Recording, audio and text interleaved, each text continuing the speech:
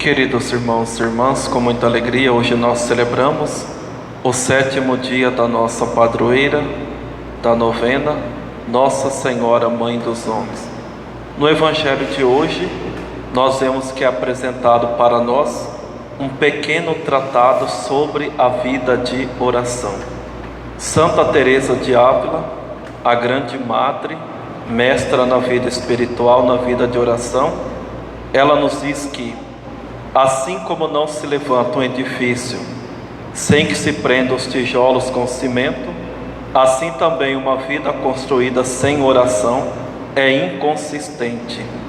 Meus irmãos e minhas irmãs, a oração, ela é uma necessidade para a nossa alma. É uma questão de vida ou morte, ao ponto de Santo Afonso Maria de Ligório afirmar que quem reza se salva, quem não reza se condena. Para nós vivermos plenamente a nossa fé, nós precisamos rezar. Para nós fazermos a vontade de Deus, nós precisamos rezar. Para um casal permanecer firme e fiel um ao outro, dentro do matrimônio, eles precisam rezar. Por isso que eu encerrei minha homilia no domingo passado, fazendo junto uma conexão com a novena. Eu fiz os casais se perguntarem um para o outro, qual que foi a última vez que eles rezaram juntos? Qual que foi a última vez que eles pararam para rezar o Santo Terço junto? Porque se o matrimônio estiver passando por crise, por adultério, tribulações, com certeza a resposta pode estar aí. Para um padre permanecer fiel na sua vocação, no seu sacerdócio, na vivência do seu celibato, ele precisa rezar. Deixe o padre a oração, que ele vai ver que o resto vai ser apenas consequência. Então é isso que Santa Teresa nos ensina. Santa Teresa também nos diz que uma pessoa que não reza não precisa de demônio para o tentar, ao ponto que quem reza 15 minutos por dia já se salva. E é por isso que Santo Tomás também vai dizer uma coisa que a gente não entende muitas vezes. A oração é necessária não para que Deus tome conhecimento das nossas necessidades, mas para que nós nos demos conta da necessidade que temos de recorrer a Deus. É uma visão muito errada que nós temos da oração, de pensar que eu tenho que rezar para que Deus saiba o que eu estou passando, de que eu tenho que rezar para encher a Deus de pedido. Não, essa visão está errada. É um tipo de oração pagã. A oração cristã é aquela oração que você se encontra com Deus, que você quer estar na presença de Deus. Por isso que a própria Santa Teresa vai dizer: a oração não é nada mais do que um íntimo relacionamento de amizade a sós com aquele de quem sabemos ser amados. Por isso que Jesus nos apresenta uma grande novidade. Um dos discípulos pede: Senhor, ensina-nos a rezar. E como que ele nos ensina a rezar? Pai nosso que estás nos céus. O que ele quer dizer com isso? Que embora Deus seja Deus, o Todo-Poderoso, onipresente, onisciente, onipotente e tudo mais, Deus é nosso Pai. E o que faz um pai? Ele ama os seus filhos, ele quer estar perto dos seus filhos, ele quer dar a vida pelos seus filhos, ele quer derramar o seu sangue pelo seu filho. Um pai não se separa dos seus filhos, assim como uma mãe também não se separa. Logo, a oração é viver nessa intimidade com Deus que é nosso Pai. Por isso que todas as vezes que Jesus ia rezar, era uma realidade muito bonita. Jesus subia no monte para quê? Para entrar em contato com o Pai, viver na presença do Pai. Por isso que ele se transfigurava, porque estava na presença do Pai. E assim também, meus irmãos e minhas irmãs, nós precisamos viver esse íntimo relacionamento com Deus. Rezar não porque necessitamos de algo, rezar porque nós queremos viver na presença de Deus, viver na presença de Jesus.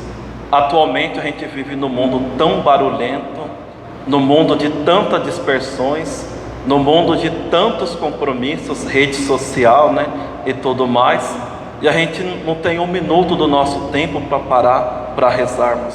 Não temos um minuto para vir aos pés do sacrário, passar na igreja quando o Santíssimo está exposto. Mas a gente necessita de toda essa realidade. A pessoa que reza tem uma vida diferente. A pessoa que reza, ela não toma decisões por impulsos. A pessoa que reza, ela é movida pelo Espírito Santo. Ela é movida pela graça. Por isso que Jesus diz: vigiai e orai. O espírito pode estar forte, mas a carne é fraca. Nós temos que vigiar, sim, temos que vigiar, evitar as ocasiões de pecado. Mas nós também temos que rezar para que a graça de Deus nos transforme. Por isso que a igreja apresenta 4 objetivos ou 4 finalidades na oração. Primeiro, adorar, o amor. Então eu vou para rezar para adorar e amar a Deus. Depois o louvor. Depois pedir perdão a Deus dos nossos pecados. E a 4ª finalidade é: se nós estamos necessitando de algo, nós podemos e devemos pedir a Deus, porque Deus é o nosso Pai. E no momento oportuno, se aquilo é necessário para a nossa salvação, para a nossa santificação, ou da pessoa que nós estamos pedindo, tenhamos fé. Deus, Ele vai conceder aquela graça. Não tenhamos dúvidas, sejamos perseverantes, tenhamos fé. Certa vez perguntaram para Padre Pio, um filho espiritual: Padre, faça um plano espiritual para mim. E Padre Pio falou: meu filho, o melhor plano espiritual é a oração do Santo Terço. Às vezes a gente ajuda na direção espiritual, faz um planejamento, porque às vezes as pessoas ficam tontas, né? Não sabem para onde que vai, escuta uma coisa: reza isso, faça aquilo. A pessoa fica igual uma barata tonta, me desculpe a expressão, porque ela quer fazer tudo, termina que não faz nada e não reza nada. Então o padre, ele vai ver a história, como que aquela pessoa reza e tudo mais. Ele vai passar um planejamento de vida espiritual, de oração, e a pessoa tenta caminhar. Eu mesmo sempre faço isso. Aí eu falo para as pessoas: se você tiver num dia que vai ser impossível de rezar, jamais deixe de rezar o Santo Terço, porque Nossa Senhora, ela vai te conduzir para uma espiritualidade mais profunda. Deixem tudo, mas não deixem de rezar o Santo Terço. O dia que nós deixarmos de rezar o Santo Terço é o dia que nós deixaremos Deus de lado. Então na vida espiritual se funciona dessa forma, que o que mais importa é o amor, é viver na presença de Deus. Ontem ouvimos aquele evangelho de Marta e Maria, que podemos fazer várias reflexões em cima daquilo, na qual Jesus repreende Marta dizendo que Maria escolheu a melhor parte. Qual que é a melhor parte? É viver na presença de Deus, está todo o tempo aos pés de Jesus. Mas qual que foi o erro de Marta? Foi ela estar trabalhando? Não. O erro de Marta foi ela se perder naqueles afazeres e naquele momento não estar conectada a Jesus. Ela poderia estar trabalhando, mas o seu coração, o seu ouvido poderia estar lá em Jesus. Assim também podemos ter muitas atividades, muitos afazeres, mas o nosso coração precisa estar em Deus, corações ao alto. Eu sei que não é fácil rezar, não é fácil ter esse santo hábito, mas nós precisamos ser perseverantes. Igual Santa Teresa de Ávila, um dia ela foi escalada estava na equipe da cozinha, já estava com uma vida espiritual bem avançada. A santa estava lá cozinhando, aí de repente ela entra em êxtase e começa a flutuar. Aí as outras irmãs ficou todo mundo olhando, né? Não era uma surpresa, porque já sabiam que ela era mística. Aí engraçado que depois que ela volta do êxtase, ela fica tão sem graça, tão envergonhada. Aí ela diz para as outras irmãs: às vezes Deus, Ele passa por meio das panelas. Então independente do lugar que nós estamos, nós podemos rezar. Independente da situação que nós estamos passando, nós podemos rezar. Por fim, quero contar uma história que eu gosto muito, vocês já devem conhecer, que certa vez Santa Teresa, ela não estava com nenhuma vontade de rezar. Todos nós passamos por isso.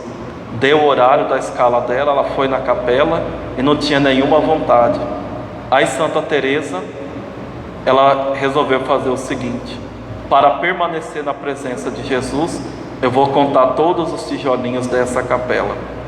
E assim passou. Quando ela terminou, deu o horário, ela foi embora. Um certo dia Jesus apareceu para ela e ela perguntou para Jesus: Jesus, qual que foi o dia que eu mais te amei? E Jesus respondeu: aquele dia que você não quis rezar, mas para permanecer na minha presença, você resolveu contar todos os tijolinhos da capela. É isso, meus irmãos e minhas irmãs. Não tem nenhum segredo. O que nós precisamos é dessa determinação de querer viver a sós com aquela pessoa que nos ama, que é Deus, é Jesus. Isso é vida de oração, isso é vida espiritual. Que Nossa Senhora, Mãe dos Homens, nos ajude, primeiro, a reconhecer a importância de uma vida de oração, que tudo precisa de oração, e depois de vivermos sempre na presença de Jesus, de escolher sempre a melhor parte. Louvado seja nosso Senhor Jesus Cristo.